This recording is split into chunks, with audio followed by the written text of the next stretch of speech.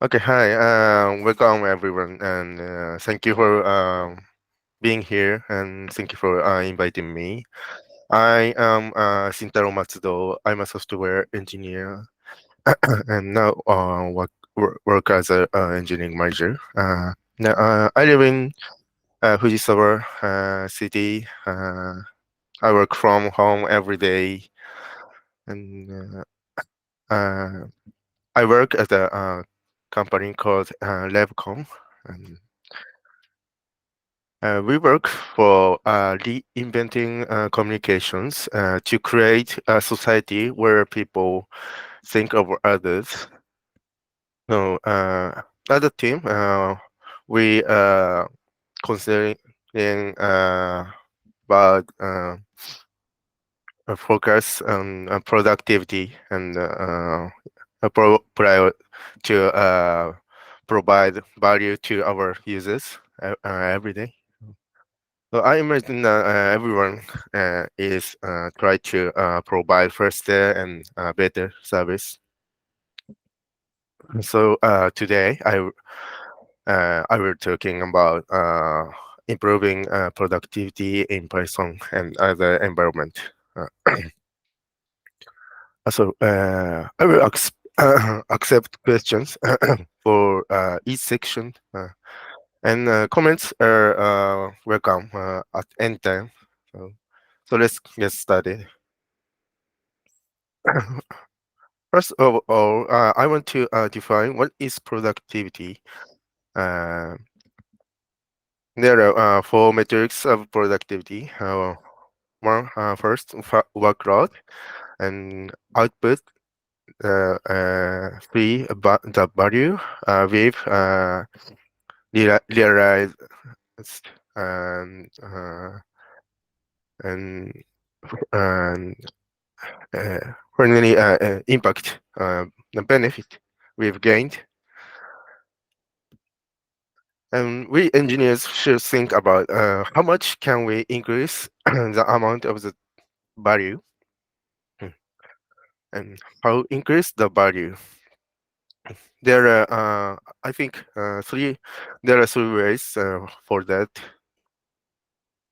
First, increasing the amount of overall workload. There are several methods, I think.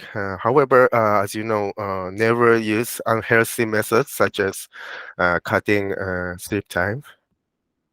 Second, increasing mm, the amount of output with a limited amount of workload.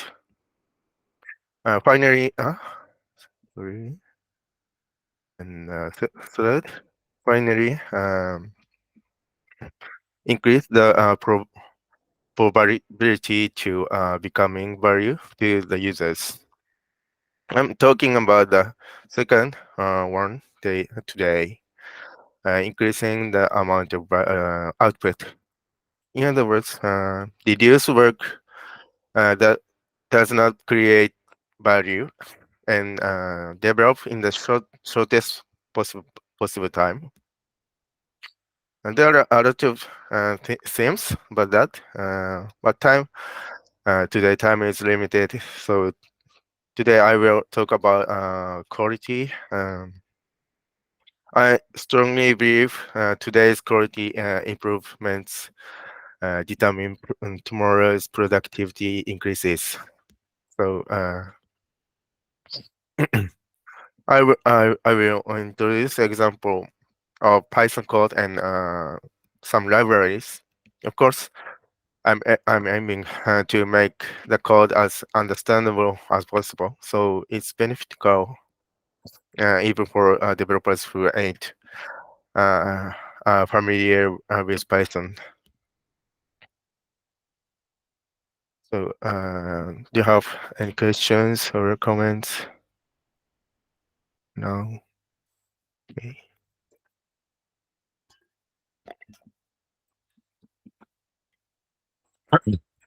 Okay, and code is what someone did. I believe it is important to write code with the leader in mind. This leads to deduction in the time it takes to produce output. It also improves quality and reduces the time lost in dealing with future bugs. I will talk about these things. First, type hints. Python has type hints, which are very helpful when reading code. Additionally, using type checkers like MyPy uh, allows you to ensure quality beforehand. Uh, I prepare a mix color function, give it red and blue, and then it returns purple, and give it red and yellow, returns orange, give it blue and yellow, and then it returns green. In the first line, specify strings for the functions arguments and return value. However, this makes me a little worried if the arguments and none of the above new or something must be returned. Using literal makes it a little better. We can restrict the arguments and return value as lines 3 and 4. I restrict the arguments red and red or blue or yellow. Um, let's try putting a string that is not defined on line 2. When checked with MyPy, it will correctly produce an error. However, they are not checked at runtime at all. Um, when unexpected input is provided, the program should terminate abnormally. Terminates teammates using the method can quickly notice mistakes. Furthermore, it helps prevent potential bugs. Using enum like this will result in a runtime error for values not enumerated, sorry, as shown in line 26. Uh, However, new or unexpected values can still be parsed. Using a library called Pydantic can perform validation at runtime like this. And the the code the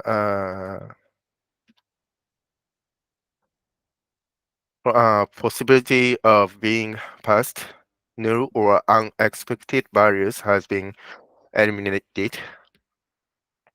Um, it's best to I think avoid passing null and to not return null. This reduces the need for both myself and my teammates to think about it. Mm.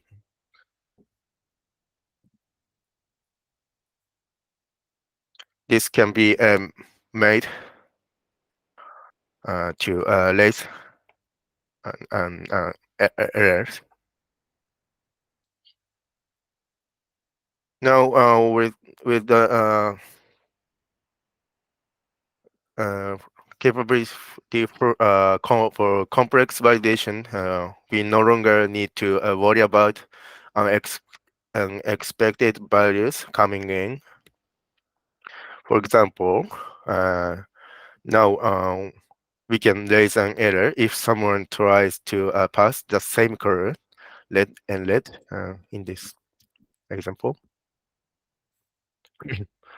By doing this, we can simplify the mixed color method and limit the value to only the desired values. We no longer need to return null or something.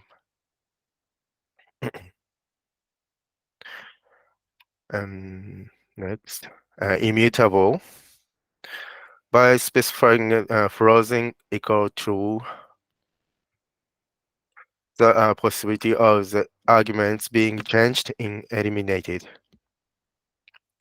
Generally, it's best to make variables as immutable as possible, I think. Yeah. Designing based on immutability naturally adhere to principles like the single responsibility principle or the open cross principle, and making the code easier to read. And now we no longer have to worry about uh, values being modified in different places like this, and reducing cognitive load. Fewer conditional branches. Conditional branches are also difficult to read. By minimizing conditional branches, the code becomes easier to read. Using enum or dictionary effectively can help reduce conditional branches. And using strategy pattern can also reduce conditional branches. This is a little advanced for it will be a bit Python specific, but I will introduce type var and abstract based classes for containers. Type var allows you to define type variables. Oh, before I went to this type var, any other questions or comments?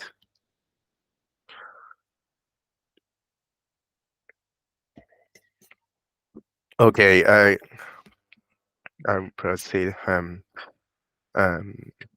Type var allows you to define type variables, which are useful when creating general functions or libraries.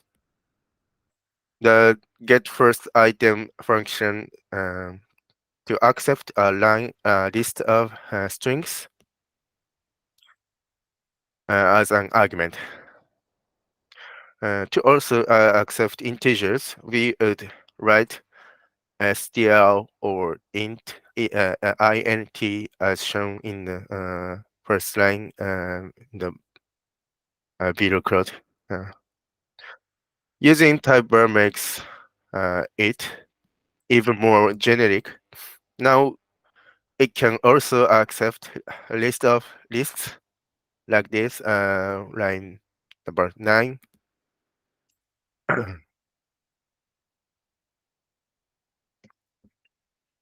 By the way, it's become even easier to use in Python version 3.12.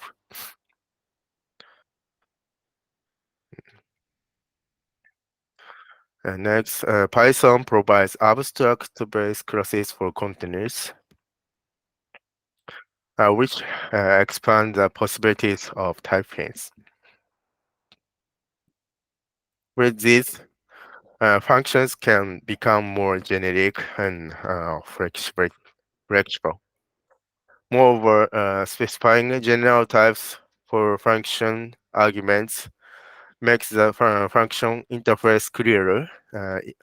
Improving we can improve code readability.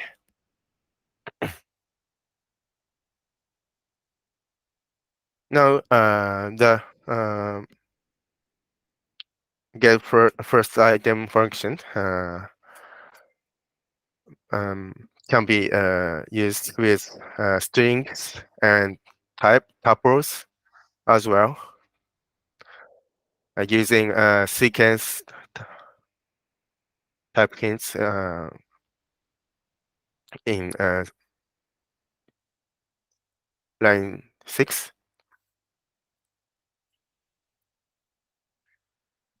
In PP4H3, the theory of type hints, mentions choose the most general type for every argument and the most specific type for the return value. So when working with a large team, it's important to keep this in mind. I will share these slides later. The next, realize earlier, agree earlier.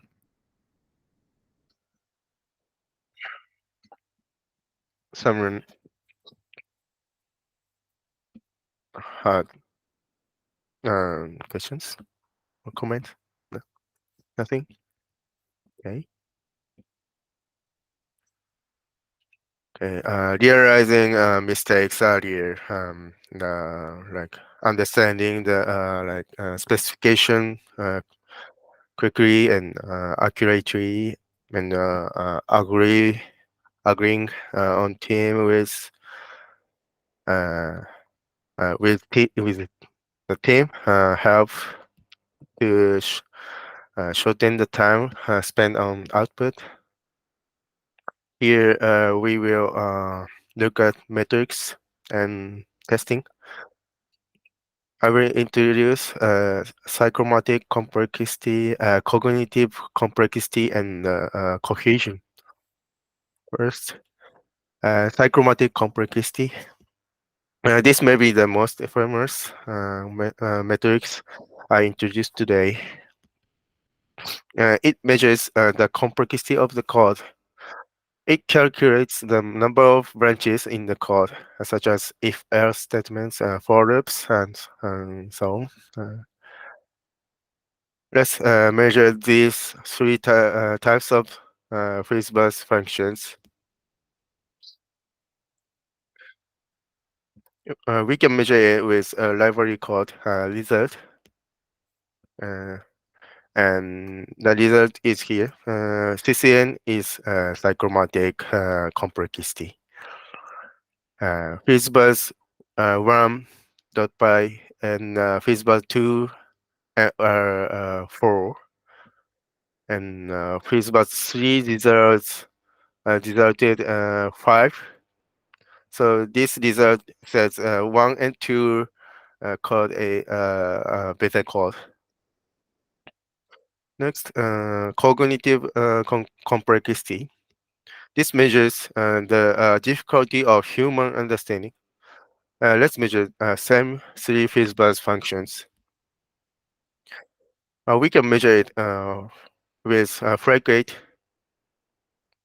So cognitive complexity of FreeBus 1 is 3, and that of FreeBus 2 is 4, and FreeBus 3 is 8. So this result says FreeBus 1 is better code. That's we found that even though the psychomotor complexity is the same, cognitive complexity cannot be the same. Like FreeBus 1 and FreeBus 2. Next, cohesion. The metric allows us to measure how much cross variables are used within class methods. In object-oriented programming, it is as important as loose coupling. I, I have prepared two examples. And in low cohesion color class, I don't use the class variables. In high cohesion color class, I use two class variables in mixed color method. And the first one resulted in 0%, and the second second class is in 100% high cohesion. Now, I have introduced three metrics. I think the measuring quality is very difficult. A code has a good value doesn't mean it's a good code. But it might be a good idea to measure your team's source code and discuss with your team which metrics you would be better would be useful for your team. Next, testing. I will introduce property-based testing, mutation testing, and behavior driven development. First, property-based testing is an approach that involves specifying statements that should always be true rather than relying on specific examples. It enables you to test functions across a large number of inputs with fewer tests. There is a library named hypothesis. Prepare a phase function. Comment out the part that returns phase when the argument is a multiple of 15, so that it does not match the specification. And the test code is written like this. I will test by providing integers greater than or equal to 1. And then I run the test by PyTest. The results show that the test fails because it does an unexpected value when 15 is given. Um, in this way, this test can run a large number of tests with a small amount of specific values. We can I prepared only this code, this code.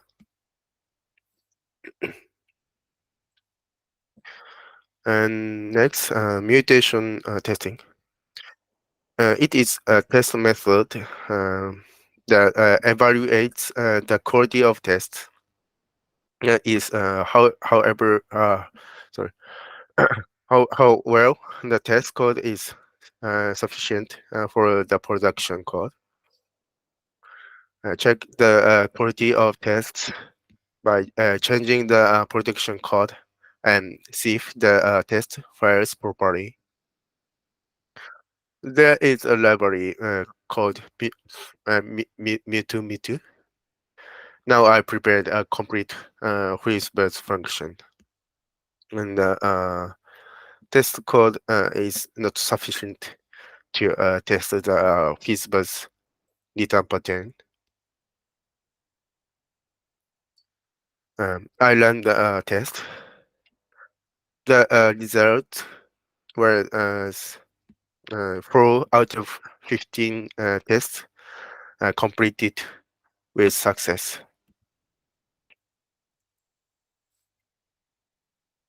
And meter show one command can be used to see the details of the first mutation test.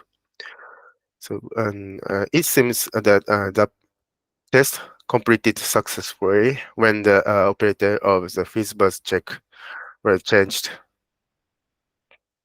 from demanded to deficit. In other words, I could properly see that I am missing unit test here uh, for for when give 15 multiples of 15, and it's behavior driven development and BDD. BDD is a kind of TDD, test driven development. Behavior means the behavior of a system that can provide value to the user. By clearly defining software behavior, program development and testing can be made more efficient. Behavior-driven development can uh, eliminate gaps in understanding between non-developers and developers. Produces reliable specification documentation that is directly related to the code. By integrating with CI, manual testing can be reduced when used with acceptance testing. This is a feature file written by Garkin, and you can see it is written by natural language, so non-developers can understand easily. I test a scenario of fizzbuzz function. The scenario is for multiples of 3 and 5, multiples 15. And this is test code, right? Test code according to the feature file. There is a library called pytest-bdd, and load the target feature file using the scenario decorator. And then there are decorators for given when then respectively. And the argument is a description of the contents of the feature file on the scenario. Then the actual movement is described in the function. Mm. Now we can run tests using PyTest. In this way, we can define the behaviors and write tests accordingly by creating the feature file first in test first. The definition of them becomes clear, and we can deduce the gaps in our understanding, and we can develop faster, efficiently, more efficiently. Okay, and so thank you. That's all for my presentation.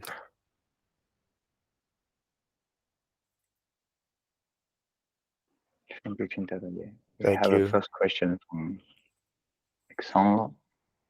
So, who is usually writing the BDD scenario? Is it the developer or is it coming from the product side or maybe both? It depends on the team. I think which is uh, I think yeah, I want to write stakeholder or QA engineer. Uh, uh, my I think I usually write developers like is writing. I think.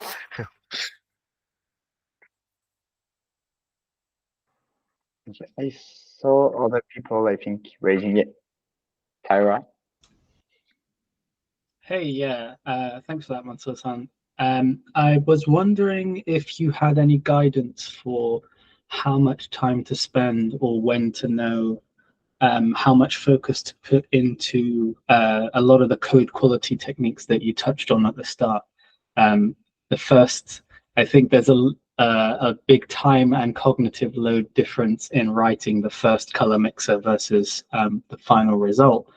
So I was wondering if you had guidance on when to get to maybe that 100% mark and maybe when to decide, okay, kind of halfway there is good enough, or how to make those decisions with the resource in mind. Uh,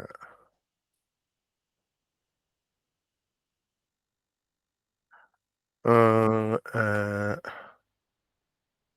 uh, I think we should discuss in the team.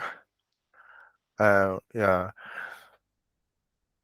The I today I talk the contents of I introduce. This is not for our users directly, so it difficult to complete the all of I introduce. So we need to discuss with in team and stakeholders. Cool. Thank you. Thank you.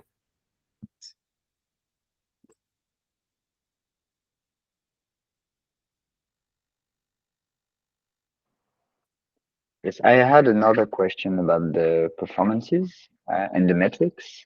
Mm-hmm. Okay. When you after you measure the metrics, what do you do with them? What kind of actions can you take? And this is useful for code review. And I think yeah, I think so.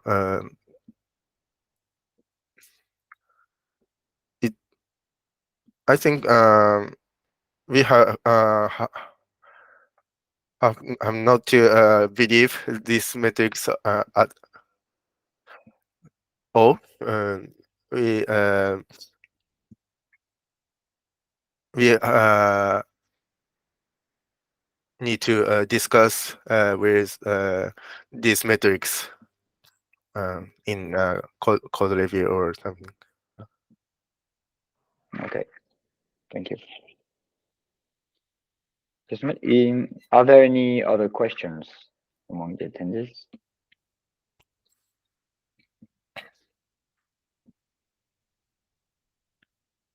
Seems to be okay. Well, thank you very much, Shintaro, for this great talk and great reminder. It gives everyone, I think, leads to improve code bases and way of working with code in general. The examples again and the illustrations were in Python, and I put the references in the chat, but obviously this can be applied to any other languages or almost, at least OOP languages. So thank you so much for being here today, for joining us, and for attending this presentation. Thank you again, RevComm and Shintaro, for setting this up. We'll be sharing also the replay, so you can share around spread. And yeah, thank you again, and thank you, Shintaro, for giving this talk in English as well. I know it was your first one, so thank you very much for giving us this opportunity to share this with our community. Thank you very much. Have a great lunch, everyone, if it's not done already, and see you later. And yeah, thank you for joining. Bye, everyone. Thank you. I hope it helps you. in some way. I'm sure it will. Yeah. Thank you. Thank you.